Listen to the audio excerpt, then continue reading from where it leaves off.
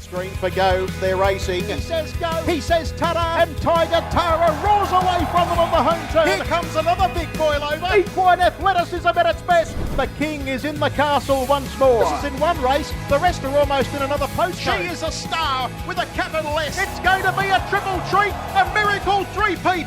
Ladies and gentlemen, you have witnessed history here at Menangle. What about that? It's getting right up on the sprint lane and it's going to bolt in. Hello, welcome to episode number 85 of the Sprint Lane podcast for Harness Racing New South Wales. This is the Sunday session.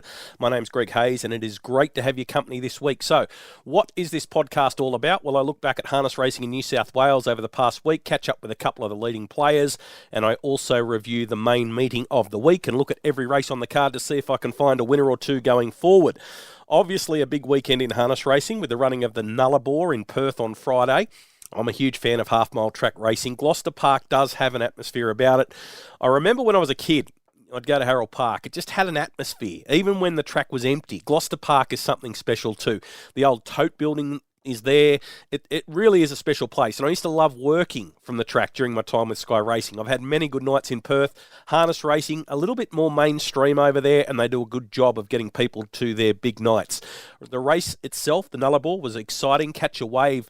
He's had his issues, but he wins another big one, driven a treat by Kate Gath after a brutal early speed that brought the New South Wales runners undone, especially Spirit of St. Louis. What about the different driving rules in WA? It's not the first time we've seen it, but Gary Hall Jr. gave Cam Hart the big heave-ho, forcing Hot and Treacherous 3 wide from the bell. All legal and in the rule book over there, and it's not the first time a leading Eastern driver has had that happen to them in the West. Worked out perfectly for Kate Gath, though, because she got some cover with Catch a Wave from that point. Catch a Wave, too good. Laverajo in fourth was outstanding. So too was Hot and Treacherous. But Laverajo got caught wide early, tried to get in, couldn't, dragged back to last, and came again at the end. Huge performance, and Hot and Treacherous forced 3 wide from the bell and kept giving and put its head in front on the turn. Then Saturday night, the Nutrien Finals night at Melton. Sales racing can be dominated by short price favourites, and we saw that a little bit last night. 8 finals, 6 odds on favourites. The other 2 were both at $2.30. New South Wales had some success. We spoke with Dennis Day on the podcast last week, and Rainbow Jester made it 3 from 3 in a dominating display. Did everything right on Saturday night, something his rivals didn't, and he was able to prove too strong. He and 3-year-old trotting filly winner Maori's Mac go back to the Maori's Idol family, and I put a call into my good mate Paul Langham, who calls the trials at Club Menangle. He's got the best catalogue of races from the past you'd ever want to see. I wanted to see if Paul could find the Hamilton Cup won by Maori's Idol. When he was that far in front, they rang the bell twice.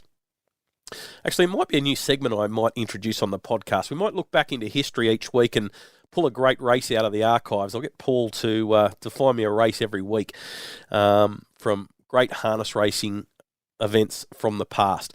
The other New South Wales success came in the 3-year-old fillies final at Melton, and that was the pacing division, of course. Luxa Turner bouncing back into the winners list. Look, she destroyed a pretty weak field, but it was good to see her win like she did. The jury has been out on her this season. 1 win first up where she fell in, and then a couple of below-par efforts. Is she back, or was last night wallpapering over the cracks? We'll find out in the New South Wales Oaks in a fortnight. Of course, has to go through the heats. At Club Menangle on Saturday night, the meeting was dominated by Seaton Grima, who drove 3 winners. He trained 2 of them. 1 was for Troy Williams. Hard not to jump on the Grima bandwagon. He just keeps winning races and doing it the same way. He flies off the arm, he gets a little bit of a breather, then he runs them from the 600-metre mark. It's making some races at Menangle look very American, but when they run hard from start to finish, it makes sense for all rival drivers to find the pegs as quickly as possible. So I'll catch up with Seaton on the podcast today. And also Jack Trainor. He was on the podcast a fortnight ago. He was talking about Aardies Express. We mentioned her at the end of the interview there a fortnight ago and how she was being set for the Sibelia Stakes. Well, didn't she run one hell of a race outside the leader on Saturday night? Broke 149 and did all the work. So I'll catch up with Jack again today. We'll find out what he thought of her win and if he's looking forward to the clash with Ladies in Red in a fortnight. So Jack on in just a moment to have a chat. I'll have the Menangle Express again this week. I'll try and find a winner or two going forward. Mr. T, he's going to have a couple of tips for me this week. Luckily, he forgot last week because his 2 tips were terrible. But mine won, plus I'll update the fantasy harness racing with just over a month to go in that. A lot to get through. Let's get into it. First up, Jack Trainor.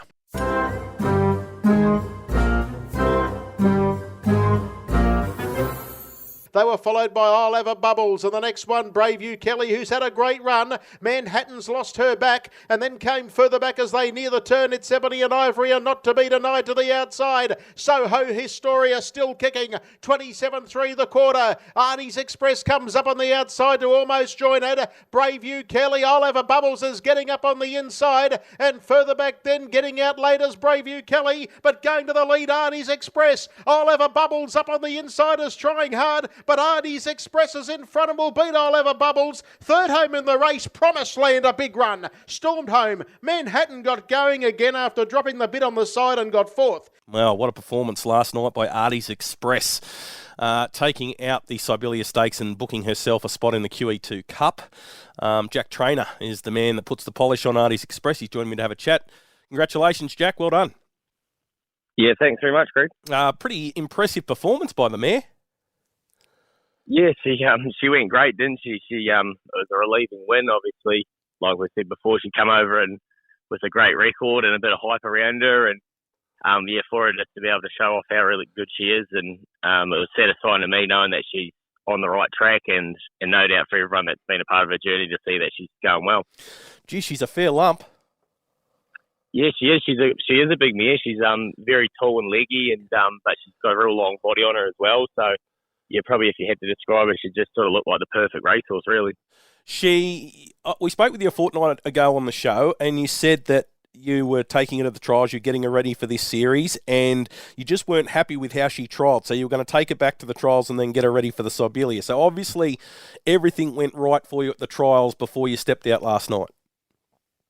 Yeah, it did. Obviously that second trial was obviously the teller of whether or not we started last night in the Sibelia Stakes, and just made a couple of adjustments to her hobbles and her bridle, just a couple of things that I picked up on in the first trial that I wasn't 100% happy with, and then obviously I was lucky enough I got to touch base with Tim Williams in New Zealand, who done most of her driving over there, and we butted heads a little bit, and sort of what he said to me was what I was thinking. So we made a couple of changes, and obviously it worked wonders. In that last trial of hers, she sort of put the writing on the wall a bit with the 25-2 last quarter, that everything was good and she was ready to go to the races. So fingers crossed we've got everything right moving forward. She looks like she's just the perfect horse because she's got that really high speed when you need it, but she's super tough as well, as she showed last night, breaking the 149 sitting parked.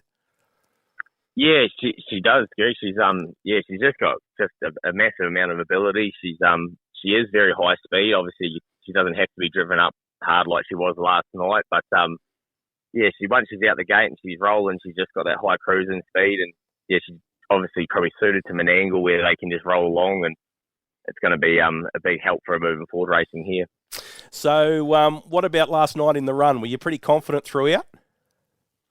I was. She sort of felt like the winner the whole way. She gets up and travels well, but obviously, as a trainer, you always have that in the back of your mind. Are they ready, and can she handle this? And as we were rolling off good sectionals, that your heart's always sort of in your mouth. Is she ready to do this? But the way that she felt was she never really felt like she was going to lose, and even when she sort of went past Soho Historia, she just sort of switched off a little bit and was still sort of pricking the ears and toying on the line. So give me a lot of confidence with them moving forward.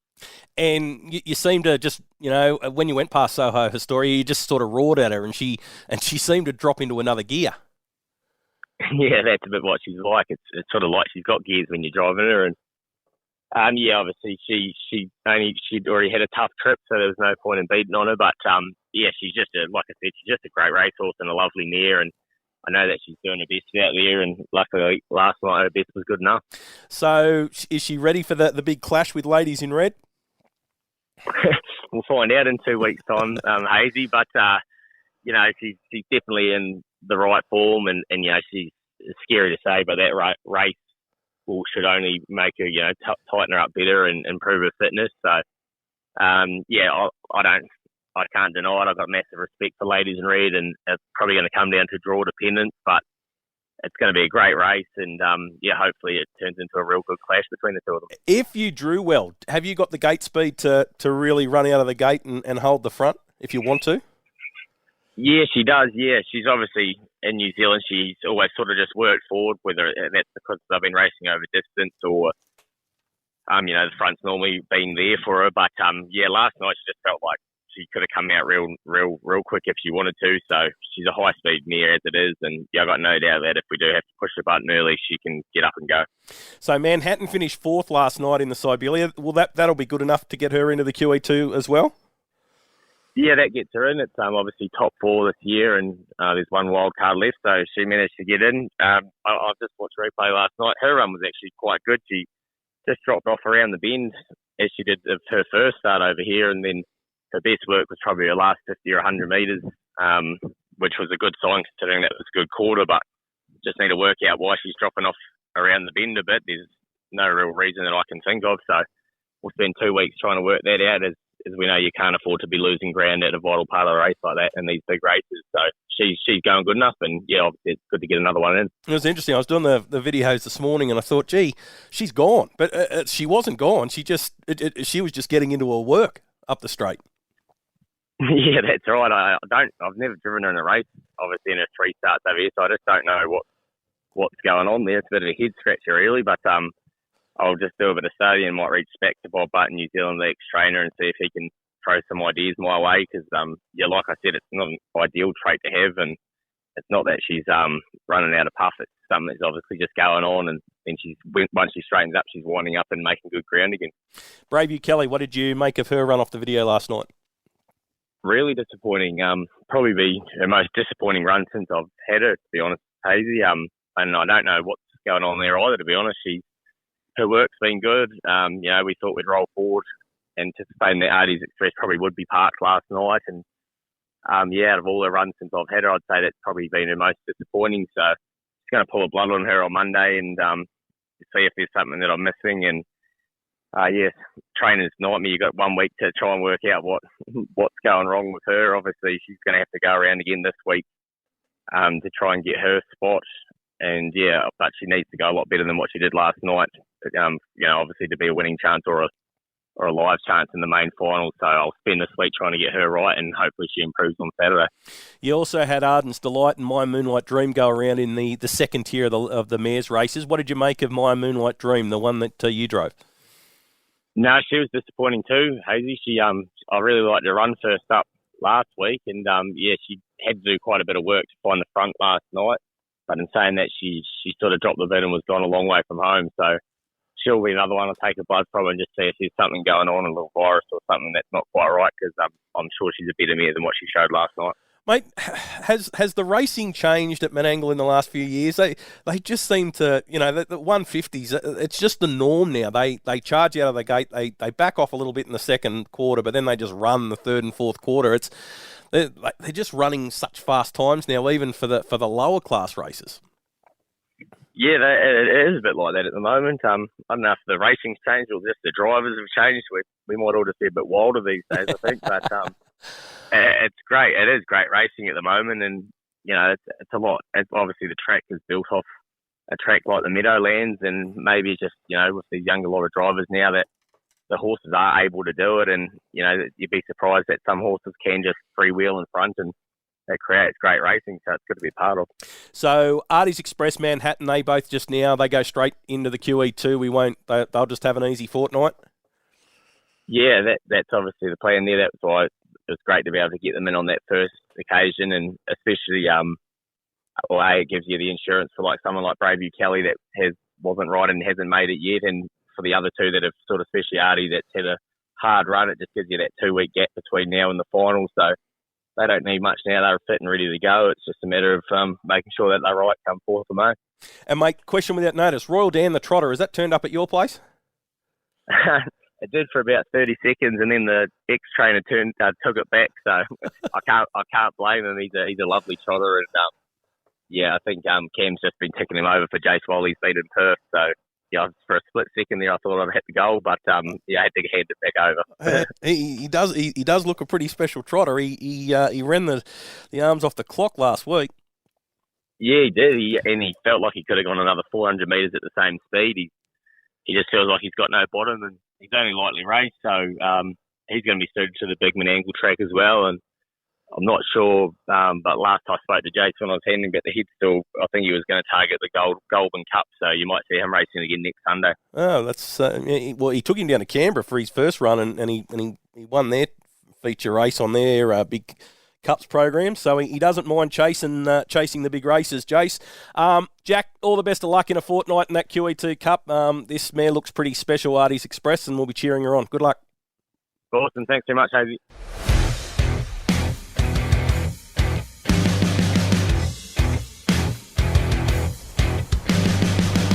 400 metres left to run. Don Lu, 27 to the split, breaks the arms off the clock as he goes for home. He's raced 8 metres in front. In second posse at the moment, Aardies Ace, Tuppence, and now Vinny come to the outside. What's he got left in the tank? He shakes it up. 150 left to go. Don Lu's the leader. Aardies Ace is very dour and staying on as well as Tuppence. Late the insiders pitch perfect, but Don Lu will make it 4 straight, and Don Lu 4 on the bounce goes home to beat Aardies Ace, Tuppence. They were 1, 2, 3 all the way.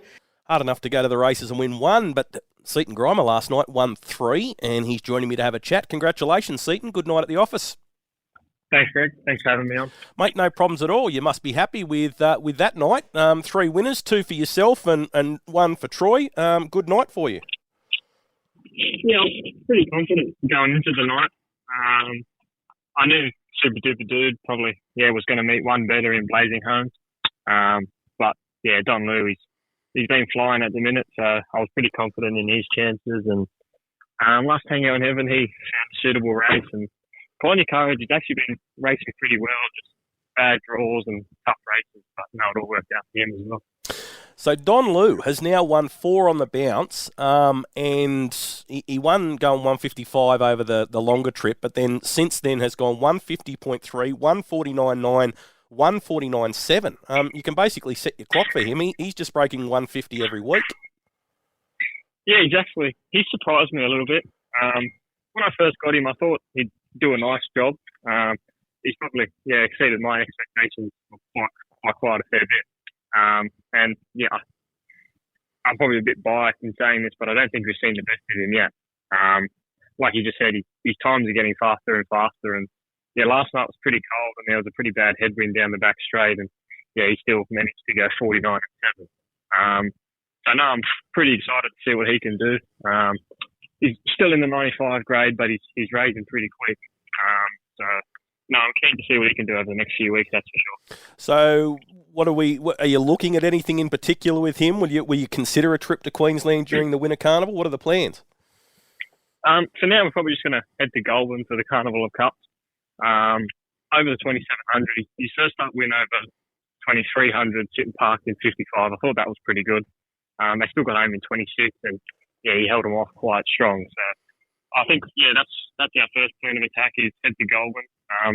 See how he measures up against them good ones. Because I've heard Max the Life will be there, Narano will be there. So there'll be a few nice horses there. It's probably a hard race for him to win, but yeah, I'm not going to rule him out. So yeah, go to Goulburn then, and then probably a trip up to Queensland for the carnival up there. Last Tango in Heaven, you mentioned it's a horse that's only had a couple of runs for the stable. First up, finished 7th as an odds-on favourite, got caught up outside the leader. But then last night, you're able to work forward, and again, 150.6, good win. Yeah, first up, just didn't work out the way I sort of wanted it to. I didn't drive him, Robbie Morris drove him, and just sort of, I thought if he found the front that night, he'd probably be very hard to beat. But yeah, things just didn't work out the way I wanted them to, and yeah, he sort of got caught racing in the Bruges, which is not his go. Last night, I think he drew 4, and yeah, it was a suitable race for him. He found the front pretty comfortably, and then it was his race to lose. And he fought him off well down the straight. I think he got home in high 60, 26. So no, I was pretty happy with his performance. Mick Boots, is this the first horse you've had for him? No, I had Firefox for him first. Yep. He's out with the quarter crack at the minute. He's probably due to come back in probably a week or two. And then, yeah, he had a bit of success with him. So then, Mick elected to send Last Tango and Heaven across. Well, it was a good performance. What are the plans? You just race him through the grades at what? He's a 91 or something at the moment? I think he's a 91, so he's still just in the tip of that 95 grade. Probably going to miss a week or two with him. Just a bit of a bad steering off, so I want to just try get him going a bit straighter because I think he probably can go a bit better as well. So, no, probably, miss a few weeks with him, change a bit of gear, get some joints injected, and then, just back to normal Saturday races with him. Super duper dude. He's still only he's only lightly assessed at the moment. You just keep going back to Menangle on a Saturday night, push him through the grades. Yeah, he's only a high 62 maybe. So no, he's probably surprised me a bit when he come over from New Zealand. I think he come here as a 56, and I was nominating him in the upper 80s. So everyone probably thought I was a bit stupid. But he's stepping up every week. He probably just met one better last night, Blazingham.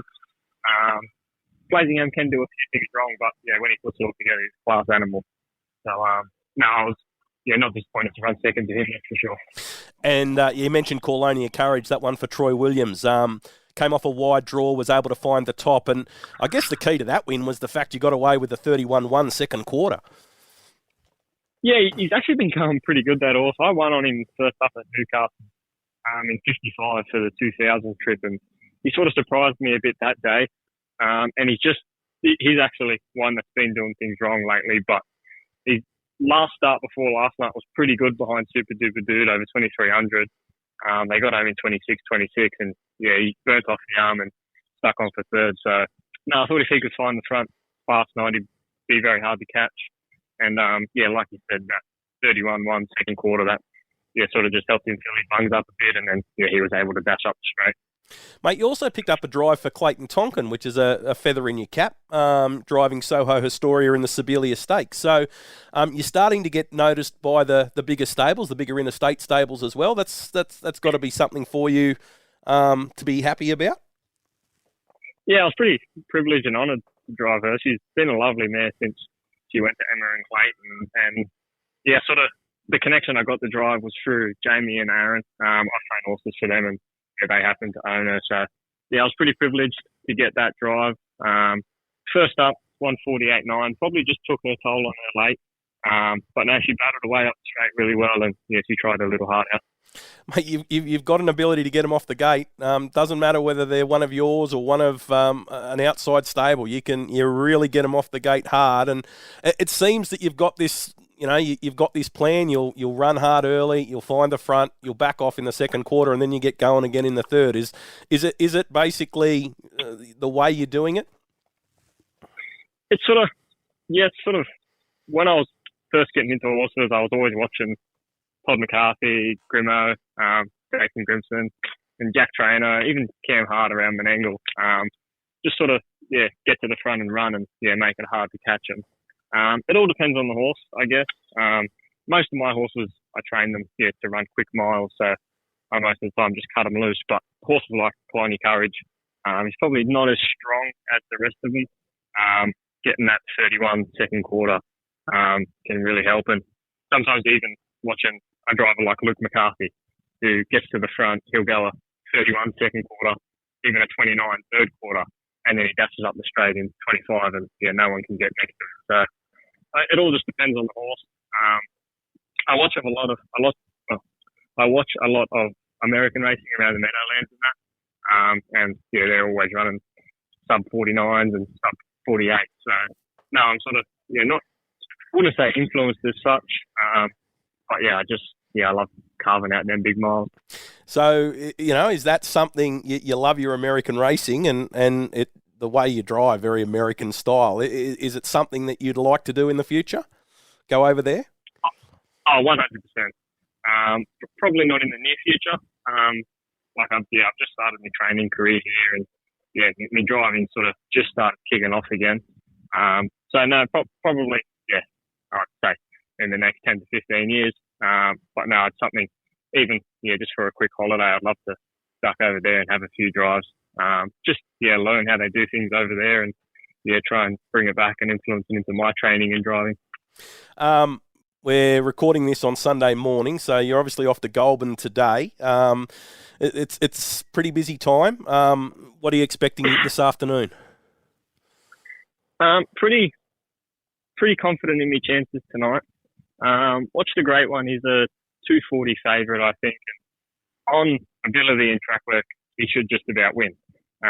Just for some reason, when he gets to the races, he forgets what it's all about and forgets how to pace. And, he's a bad steer and thing. If he puts it all together, I think, he should run a real bold race. And it's mine on the line. He's ultra consistent. He runs, I think, 4 or 5 seconds in a row, always beat the nose. He's won his last 2 for me. One was at Bathurst, and Cam drove him, and he run a real nice race over the long trip there. And then I won on him on Tuesday at Menangle in 52. I think if he finds the front tonight, I think he should run a bold race as well. And Bullyball, I was quite disappointed with him last week. On Wednesday, he found a real suitable race, led, and sort of just plateaued up the straight. So I think I gave him a few days off and gave him an easy week. So I think if he's back to his best, he should run a nice race as well. Mate, you mentioned Firefox during the interview as well. Where you said he's not far away from coming back? Yeah, I had him nommed for a race. I actually thought he'd go really good in it. It was over 23. There was a few nice ones in it, but he was working super, and he just pulled up a bit lame after his last hobble. And I got the vet to come out, put the horse testers all over him, and he had just an inside quarter crack. So we looked at it, and 2 days later it broke out, and he was quite sore. So he's been out in the paddock maybe 2 or 3 weeks now, and it's actually grown out pretty quick. So he's probably have 1 or 2 more weeks to make sure he's well and truly over it, and then he's ready to come back in. Any races picked out for him? Is he a Queensland Carnival horse? I'd like to think so. I'll probably just bring him back slow, make sure he stays down, and probably give him 1 or 2 runs at Menangle first, just make sure he's cherry right back to rock hard fitness. And if he comes back as good as he went out, then Queensland's definitely on the card.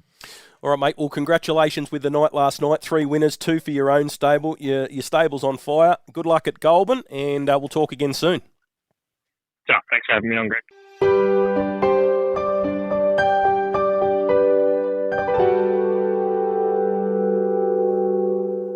You'll have to excuse the throat today. Came down with COVID during the week, so throat is a little bit rough. But let's get through this Menangle Express. Race 1 was over the mile, and the favourite was Super Duper Dude at $2.30.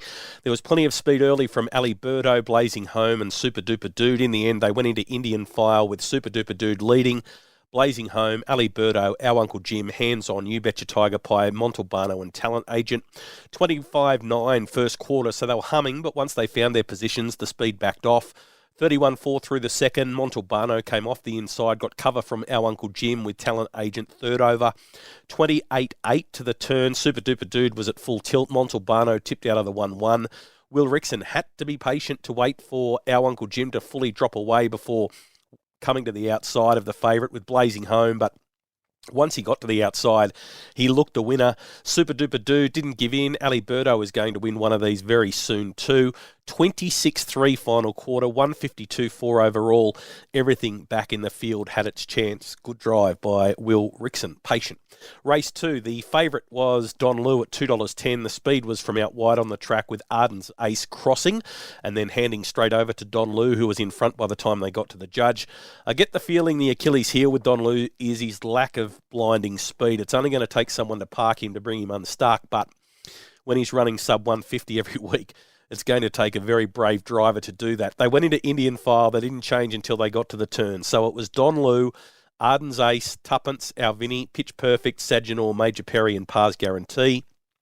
Quarters were 27.2, 28.6, 27.2 to the turn. Alvini popped off the pegs on the bend and so did Saginaw, but the leader was off and gone. He ran a final quarter of 26.7 for a 149.7 mile, but they looked to be closing in on him up the straight, but he held on to win by 4.5 metres. The Grima juggernaut continues the roll. Arden's Ace was so brave, love him, tries his guts out every week. Tuppence was good again. Binskin's got him going well. Pitch Perfect never left the pegs. Wasn't too bad late either. Tell you what, Bailey McDonough's driving extremely well at the moment. Race number 3, the favourite was Last Tango in Heaven. The speed early was from Wave the Bill, Total Diva, and Last Tango in Heaven. And it was Last Tango in Heaven that worked to the front from Total Diva and Wave the Bill. Then Lock Eel, Surf Ace, Chevron Art, Double Encounter, Sahara Sirocco, Boom, and Simply Sam. 26-7 for the first quarter, and Simply Sam got moving from the tail of the field, which forced Double Encounter to come off the inside. So the running line was Double Encounter, Simply Sam, and Boom. 29 for the second quarter, then approaching the turn, Wave the Bill galloped 3 pegs, check Double Encounter, who went sideways, check Simply Sam. Lock Eel was forced to go inside the peg, so it left the first 2 way out in front. 28 seconds for the third quarter, 26.9 up the straight, 150.6 overall. Won by 6 metres, Last Tango in Heaven. Total Diva was second. Boom hit the line really well for third. I like the run of Simply Sam after he got knocked off its feet on the turn. There will be some improvement in him. Chevron Art didn't have much luck at the top of the straight, and once it balanced up, it seemed to finish okay. So would give Chevron Art a forgive. Race number 4, the Waratah final. Favourite was Ultra Bliss at $3.90. It fired off the gate, was able to cross Marvellous Mac. So on the pegs, it was Ultra Bliss, Marvellous Mac, Our Princess Kennedy, Nifty Ronald and Potter. The running line was Thomas Royal, Night to Remember, Letty's Reason. He's on the buzzer, Rouge Bling. Fast first quarter for this grade, 26 seconds, and then He's on the buzzer, took off at the 1,000, 3 deep, and worked forward to the chair, got outside the leader, 700 from home. 31-1 second quarter, Thomas Royal was gone at the cages, forced Night to Remember to go 3 wide, Letty's Reason jumped on its back. Nifty Ronald was gone soon after, so there were a couple of horses in reverse early. Potter made good ground through the centre, 28-6 third quarter, they turned. Ultra Bliss left the inside, gave Marvellous Mac a shot. Night to Remember looked likely out wide, but then Letty's Reason let down even wider on the track. Exploded home to win. Marvellous Mac, brave on the inside after being part of that early speed battle. Potter finished 5th, but had a lot of traffic issues in the straight. Nathan Turnbull saved as much ground as he could. 27-6 final quarter, 153.3 overall. Well done to Wayne White and Justin Reynolds. Race number 5, the fave was My Moonlight Dream at $2.60. A few drivers wanted to get forward in this one. My Cracklin' Rosie led before handing over to My Moonlight Dream, and Ardens Delight was caught out off the track, progressed forward to find the lead, but it did take 700 metres to get there, so the speed was hot. 26.2 followed by 28.4, 54.6. Simply too fast. They settled down like this in Indian File. Ardens Delight, My Moonlight Dream, My Cracklin' Rosie, Rock of Joy, Dying Art, Heavenly Sign, Carrera Sunset, Kendy's Butterfly, and Girl from Rosedale. Dying Art came away from the inside as Carrera Sunset, Kendy's Butterfly, and Girl from Rosedale moved off the pegs as well. Rock of Joy got into the running line, effectively into the 1-1. 29.3 for the third quarter. They all started to fan on the turn. Inside to outside, it was Ardens Delight who left the inside. Dying Art, Rock of Joy, Carrera Sunset, and Girl from Rosedale. 26.9 up the straight for a 150.8 performance. Girl from Rosedale exploded wide on the track, put them away. Great speed, great turn of foot. Carrera Sunset ran second for Grimson, Formosa. For Grimson and Formosa. Dying Art finished in third, fought hard in the straight. Some unlucky runners in this one. Kendy's Butterfly, Heavenly Sign had to be dragged sideways to look for clear air. Finished second and third last, but their respective runs were better than that. My Moonlight Dream looked to have every chance in the straight, but plain and simply did too much early. Race 6, the Sibelia Stakes. Favourite was Aardies Express at $2.70. Soho Historia charged off the gate to lead comfortably. Oliver Bubbles sat on its back, then it's Ebony of Ivory and Promised Land. Off the pegs, it was Aardies Express, Braveview Kelly, Manhattan, Not to be Denied, and I'm Prezi Bell. 26.6 and 28.4, so 55.2 first half was solid enough, and they quickened up through the third quarter. Manhattan looked to be struggling at the cages to hold its spot, and that forced Not to be Denied to come 3 wide. 27.3 third quarter, Soho Historia wobbled off the pegs as they turned. Aardies Express was in second gear. Oliver Bubbles got a run up the inside. Promised Land had worked off the inside and was trying to ease to the outside. Manhattan had found its second wind and was working home again okay out wide. Trainor roared at Aardies Express, didn't hit her, just roared at her, and she dropped into another gear up the straight. 26.6 for a 148.9 mile in the chair. Couldn't have been more impressive. Jack Trainor has a really nice one on his hands. Promised Land finished third. Great drive by McDonough. Manhattan somehow ran fourth. It looked dead set gone at the cages.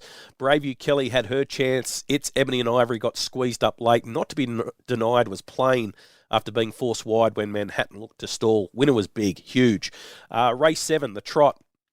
Constantinople, favourite at $1.70. Over the longer trip, there was speed from Funky Monkey and Victory Hill. Surprisingly, Victory Hill made enough room to drop in on the pegs behind Funky Monkey, so Constantinople then worked forward and found the front. So they went into single file. Constantinople, Funky Monkey, Victory Hill. Ravon Hall, Sunny G, Affair to Cover, Chief Running Cloud, Have No Fear, Powder Keg and Jungle Eyes. Powder Keg wasn't on its best behaviour at the start and was slowly away. Lead time was 50.8, quick enough.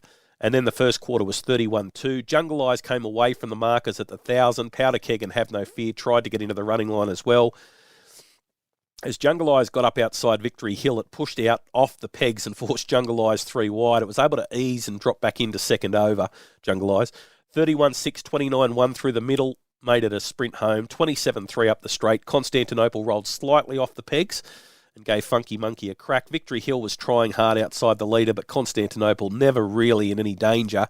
If he trotted throughout, he was going to win, and he did. 158.9 for the mile. Sunny G finished 4th, hit the line okay. Had to wait to get around Ravon Hall at the top of the straight. Sunny G's going really well. It can win a weaker race soon. Race 8. Favourite was Ideal in Dreams at $3.80. Colonia Courage fired off the wide draw, was able to find the front off stablemate Little Bliss, but as they ran to the first corner, Little Bliss galloped, went in behind the leader, which caused a few traffic issues for those back in the field. 26.4 for the first quarter. They settled down like this. Colonia Courage in front, Tishan Raider second, Nicholas Cage, Magic Moment, Shades of Heaven. Running line was Dark Terror, Sheffield Sparky, Ideal in Dreams, and Have You Checked In? Big lungful of air for the leader through the second quarter, 31.1. Colonia Courage got going at the cages. Sheffield Sparky looked to be struggling to hold its spot, 27.8 third quarter. Tishan Raider galloped as they turned for home, the free-legged pacer. Ideal in Dreams swung into the clear, had to go earlier than it wanted after Sheffield Sparky looked to be stalling. Have You Checked In worked home strongly, but Colonia Courage held them off in the straight. 26.7 final quarter for a 152 mile overall. Have You Checked In got second right on the line in front of Ideal in Dreams and Nicholas Cage back on the inside. Sheffield Sparky fought on in the straight after looking in some pain at the cages. Best winner of the night, Aardies Express, couldn't have been more impressive. Bring on that clash with Ladies in Red in a Fortnight. Letty's Reason and Girl from Rosedale both get mentions here as well. Best beaten effort, Marvellous Mac. I know it sat behind the leader, but it was part of that 26-second first quarter. Got to split up the inside. Surely it can win another race soon with its good gate speed. Follow it. And best driver of the night, same race, Justin Reynolds. Super patient on Letty's Reason. Just kept following the right helmet, then got to the outside, let the horse sprint home for the prize. Good drive. Everything unfolded how he hoped. So best driver of the night was Justin Reynolds on Letty's Reason. Winner, winner, chicken dinner. Winning. Hey, that's pretty good. Winner! That was legitness. To that I say, all right. Wow, winning. Bam! Just like that. That's all there is to it. That's all there is to it. A winner. Just like that. Well, it wasn't Mr. T. He sent through his 2 for last week after the show was published. However, both lost, so he gets nothing. Minus 55 for him overall. Both mine won. $1.50, $1.30, so Little Fish are sweet for me. I'm minus $14 at this stage. Firstly, Mr. T, his 2 are both at Bathurst, no surprise. Race 4, number 9, Yes You May. He's using the 5-point claimer, Jack Chappell. Has been placed 3 of its last 4. Is going to need a bit of luck from inside of the second row, but if it gets it, Mr. T thinks it can be winning. So race 4, number 9, Yes You May, and race 5, number 9, Letty's Reason. Looking to make it 3 on the bounce after winning at Menangle on Saturday night in the Waratah final. Strike while the iron is hot. Another 5-point claimer with Jet Turnbull taking the drive. He likes those young drivers, Mr. T. Should take a lot of beating. And if it repeats what it did last night, it might just make it 3 in a row. So that is race 5, number 9, Letty's Reason. Speaking of Mr. T, I saw the A-Team was on Channel 7 on Saturday night. In between races, I was catching up with how Mr. T was doing there. My 2, Menangle Tuesday. Race 8, number 6, Outside Fighter. Cam Hart mentioned last week that Grimo's made a few adjustments with Outside Fighter, and it had helped him with his early speed. If he can get up on the pace against these horses, he should be able to outstay them. Hoof on the till in harder races, lacks real high speed, but can keep whacking away at the same speed. Grimo takes the drive. Race 8, number 6, Outside Fighter at Menangle on Tuesday. and Wagga. Race 7, number 2, Carboneer for Dennis Day. Stable, in form, first up from a spell, trialling well, won its most recent trial. At its first trial, finished second, a long way behind one of Neil Day's that went to Victoria recently and won. So the trial form is strong, and I think Carboneer will take some beating. Race 7 at Wagga on Tuesday night. Number 2, Carboneer. Fantasy update, Champo 71 stretches his lead a little bit more at the top, 16,549 points overall, 128 in front of Mays with 16,421. Manning 1990 still third, 16,315. My team didn't move, 76th, back on 14,579. Gee, there's some good prizes. I was just having a look at some of the prizes. Cash first, second, third. And then 4th to 10th get themselves a night at the Eureka. So, and first, second, and third get that as well. So, should be a pretty exciting finish to the fantasy harness racing. Round 21 was taken out by Camvic with 858 points. Paddy B was second with 826, and Champo 71 finished third for the week with 821. What to do with Cam Hart this week? He's not driving early in the week. Do you take a punt and sell him and try and buy a few drivers who might win a few with only a month left in the competition? Robbie Morris, he looks the logical captain choice.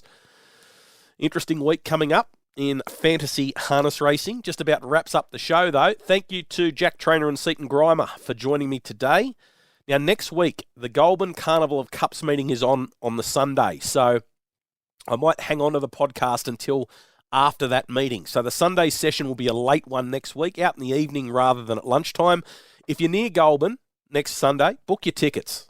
I was watching the AFL last night on the telly in between the A-team and the races, and the ad for the Carnival of Cups came up. Should get a good crowd, should be a good day of racing. Hoping the weather is kind. Weather's just started to turn here in Goulburn. It's getting a little bit chilly. Have a great week. Hopefully I can get over COVID, and I'll join you again next week.